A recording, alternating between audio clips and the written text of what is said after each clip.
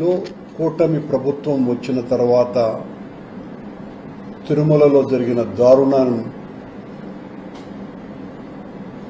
వెలుగులోకి వచ్చింది. ఈరోజు ప్రముఖంగా పత్రికలో వచ్చింది. ఆశ్చర్యంగా దాని మీద మాట్లాడతాను. మళ్ళీ ఆశ్చర్యంగా మరో ముఖ్యమైన విషయం,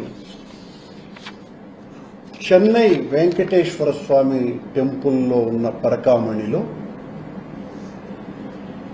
6/10/2024లో అక్కడ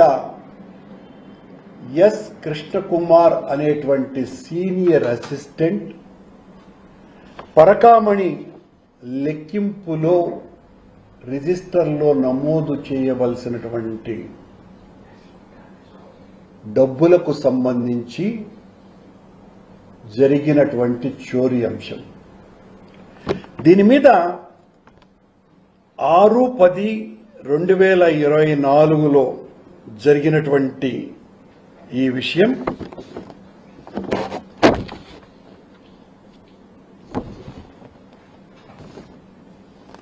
రెండు 12/24లో దాన్ని హ్యాండ్ ఓవర్ చేశారు. ఏం జరిగింది అన్నటువంటి విషయం 6/10కి 2/10కి రిజిస్టర్లో నమోదు చేశారు తిరుమలకు వచ్చి ఆ కృష్ణకుమార్. ఇందులో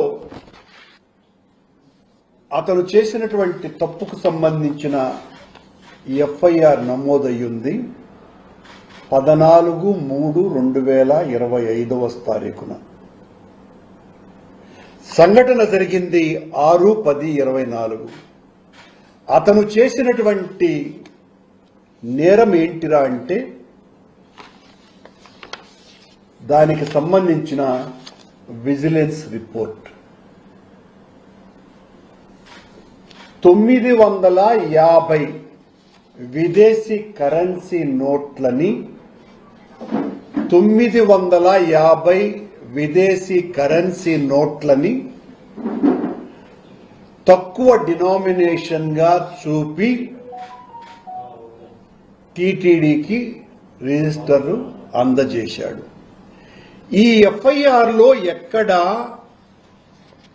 నమోదు చేయబడ్డటువంటి ఈ ఎఫ్ఐఆర్ లో ఆ 950 ఫారిన్ నోట్ల యొక్క డినామినేషన్స్ ఏంటి అన్నది ఏమాత్రము కూడా తెలపకపోవటం ఆశ్చర్యకరమైనటువంటి విషయం. ఈ 950 ఫారిన్ నోట్లు మా దృష్టికి వచ్చింది $950 $100 నోట్లు, అంటే 87,21,000 రూపాయల డాలర్లని $1గా పెట్టాడో లేకపోతే $2గా పెట్టాడో తెలియదు. కానీ ఎఫ్ఐఆర్లో చెప్పినటువంటి దాని ప్రకారం 6,74,047 రూపాయల మిస్యూజ్ జరిగిందని మాత్రమే వీళ్ళు ఎఫ్ఐఆర్ నమోదు చేశారు. కానీ వాస్తవం 950 $100 నోట్లు జరిగినటువంటి ఘోరం నేరం అదైతే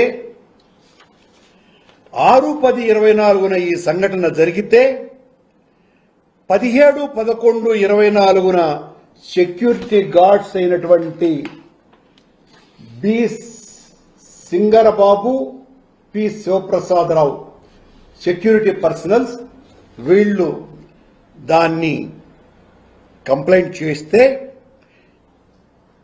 19/2/25 విజిలెన్స్ రిపోర్టు ఈఓకి సబ్మిట్ చేసినారు. కానీ కేసు రిజిస్టర్ 14/3/2025 చేసినారు. ఇంత కాలయాపన చేయటం వలన ఈ నిందితుడైనటువంటి కృష్ణకుమార్ అసలు అరెస్టే కాల. 87,21,000 రూపాయల దొంగతనాన్ని, విదేశీ కరెన్సీని దొంగతనం చేసిన కృష్ణకుమార్ను పోలీసులు అరెస్టే చేయలేదు. అతన్ని ఉద్యోగంలో కొనసాగిస్తున్నారు. ఆశ్చర్యకరంగా అతను సుప్రీంకోర్టుకు వెళ్లి యాంటిసిపేటరీ బెయిల్ తెచ్చుకోగలిగినాడు. ఒక సీనియర్ అసిస్టెంట్ సుప్రీంకోర్టు వరకు వెళ్లటమే ఆశ్చర్యకరమైనటువంటి విషయం. దీని వెనుక పెద్ద మతలబు ఉన్నది.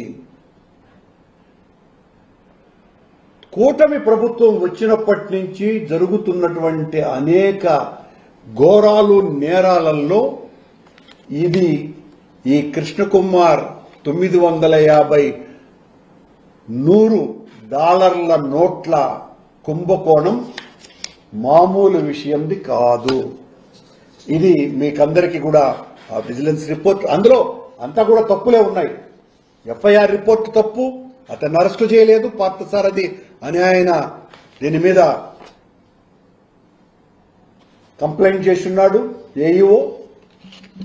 కానీ ఏ రకమైనటువంటి చర్యలు లేవు. ఈరోజు టీటీడీ ఒక ప్రకటన ఇచ్చింది. నిన్న జరిగినటువంటి వ్యవహారంలో సాక్షి పేపర్ ఇచ్చినటువంటి